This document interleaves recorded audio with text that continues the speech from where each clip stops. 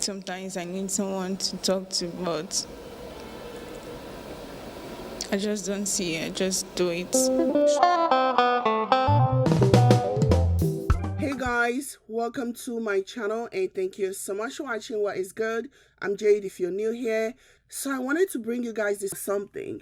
I mean, I don't even know this girl from anywhere. The little one I don't see for her is enough for me to conclude that she has a problem. She's likely a pathological liar who cannot tell the truth. But this is not surprising to me because at the end of the day, you can't be a criminal, allegedly, and not be a liar too. So because normally person when he don't commit crime, she be if them ask and question, instead of to fess up to waiting he don't do, he go deny basically. So normally being a liar and being a criminal kind of goes hand in hand. Anyway, like I said, you guys remember during Chidima's interview where she claimed that she came from a broken home? This interview right here. Chidima says she has been into drugs since she was 19 years, unknown to anybody, including her parents. It was in a party where drugs was given. That was when I took drugs at first time. That time he was sleeping. I tied his hand so that by the time he wakes up, he'll be able to give me what I want and I'll go. I don't understand. You tied a man's hand. Yes. How? I'm not able to do that. It was already high, so he didn't feel it. And it took more than I did. All through my interaction with her, Chidima was in tears and blames her action on the absence of her mother in the home. I make decisions that sometimes I need someone to talk to, but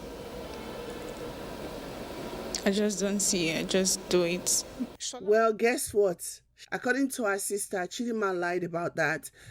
She does not come from a broken home. According to her sister, whose name is Chioma, who spoke to the police after everything came out, they lost their father when Chidima was barely 2 years old. Their mother soon remarried, took her children with her into the new marriage.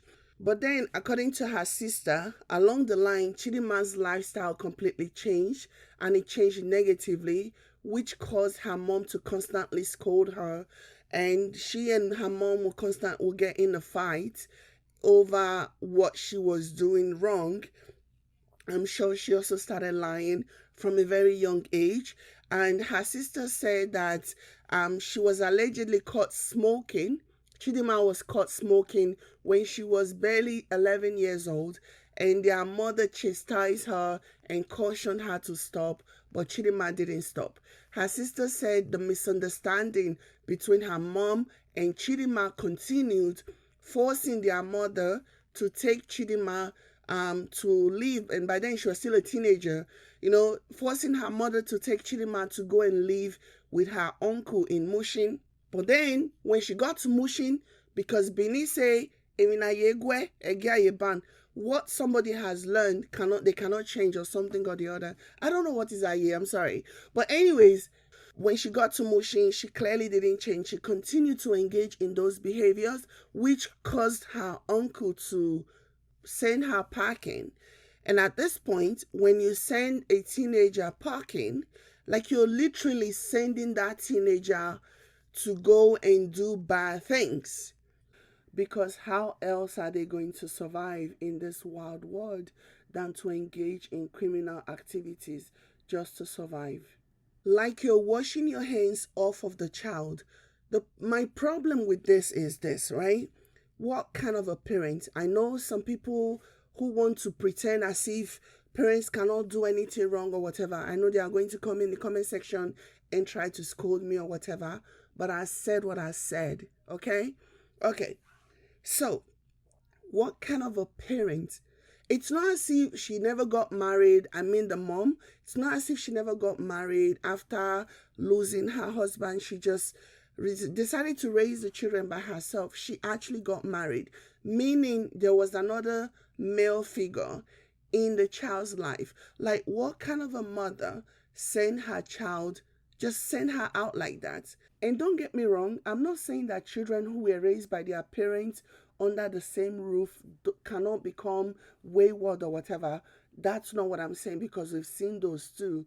But what I'm saying is that as a parent, you are not supposed to shift your responsibility to somebody else. You are supposed to give your child all of the opportunities that is available in this world. You're not supposed to just move on and don't even think about your child. You're not supposed to do that. That's what I'm saying. Imagine Chidima's mother, and this is one of the news that was reported by her sister as well as some relative. Imagine her mother saying that she hasn't seen her daughter in 10 years, meaning the last time she saw this girl was when she was 11 years old. Because Chidima is 21 years old now, so the last time that she actually saw her mom, or the last time that her mom saw her, was when she was 11. That says a lot. So as far as I'm concerned, her mom gets no sympathy from me, because if she had raised Chidima and Chidima still ended up this way, yes, I will still say it's your fault. You didn't do a good enough job. But at least I wouldn't say you dump your child or you abandon your child, you know.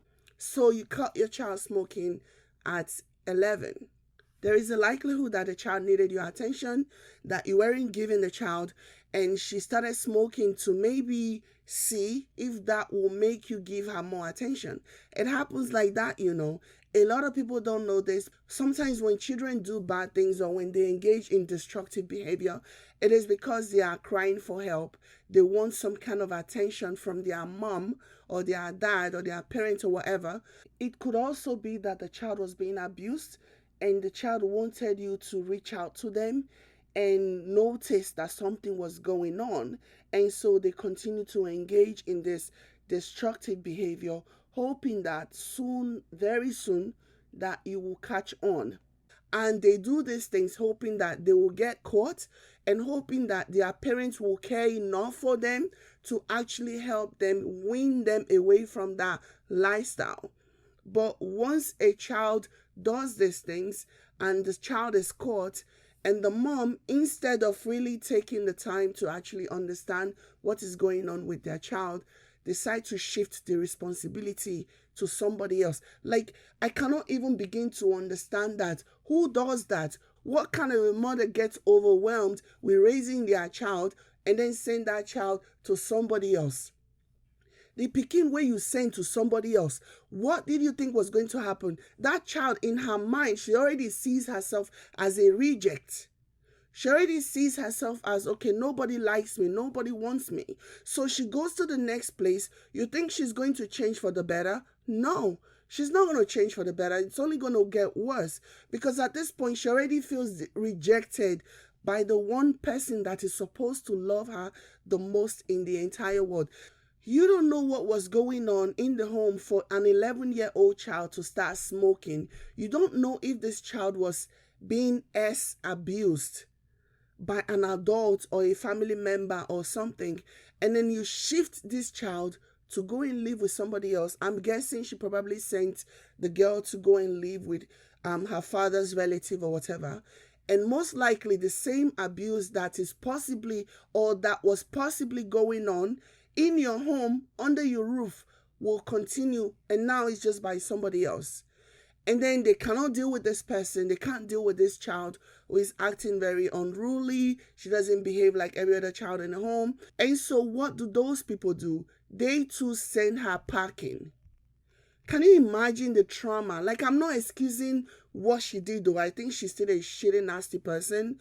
But can you imagine the childhood trauma that this girl, just number one, being rejected by her mother, and then being rejected by her uncle, only for her to find herself with this guy, this Ojukwu guy, whose first name is still unknown, okay? Only for her to find herself in the arms of this guy who then promised her heaven and earth, who then promised her everything. And of course she's going to take his promises. Of course she's going to, because what else is she going to do? She has no one. So this person takes her home and she's now living with this person. And this person eventually introduces her into his criminal lifestyle. And that is the end of Solomon Grande.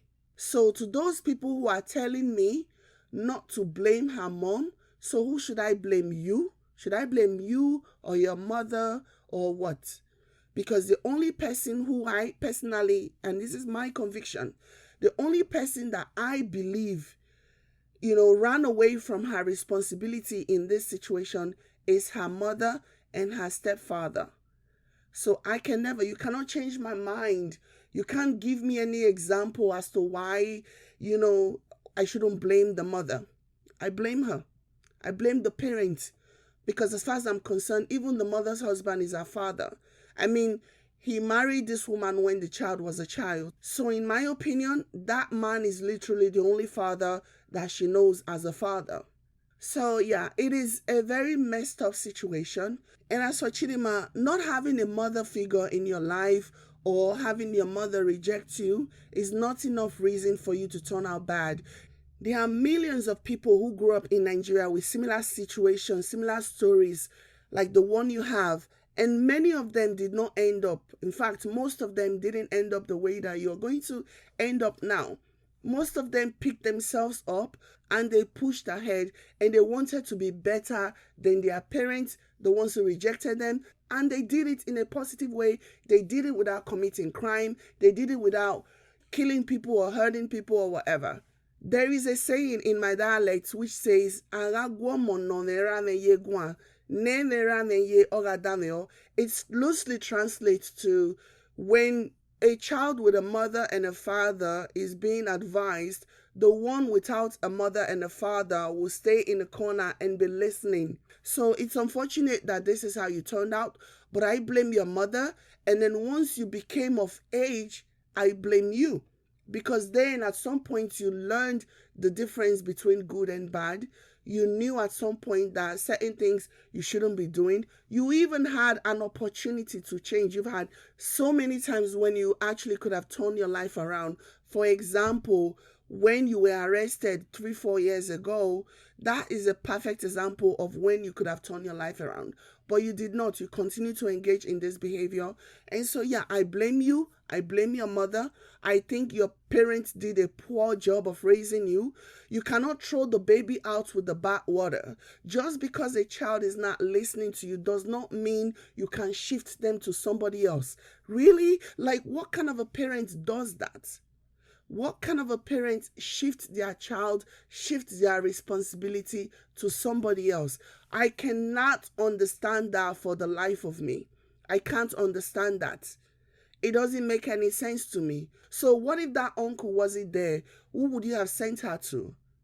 What if you had no one? What if you had no one to send that girl to? What would you have done? Just dump her in the streets and let her fend for herself? What could have been so bad that you as a parent could not lead your child, you could not guide your child to the right direction? What could have been so bad about that child? When the news first broke that she had been arrested at home, yes, I already felt like her parents did a poor job raising her, but at least it felt kind of comforting to know that she was arrested at home. But then coming to find out that no, she wasn't arrested at home at all, that she was actually arrested at her boyfriend's place where she has been living after she disowned her parents, after she disowned her family. It just makes my blood boil. It just makes me even more angry to know that this girl continued to lie. I remember when one of the reporters asked her if her father did the wrong thing by trying to challenge or resist arrest. And this girl looked into the camera and she said that her father was not trying to resist arrest, that her father was concerned if the people coming to get her were the real police officers. At that point in time, this girl could have said, the person who challenged the police was not my father. But she played along. She went along with the game and pretended as if that was her father. And she even said that. So that alone should tell you that this person, she's damaged goods from a long time ago. And I blame her parents. I know say go pepper some of her. Her parents failed her, and that is the truth.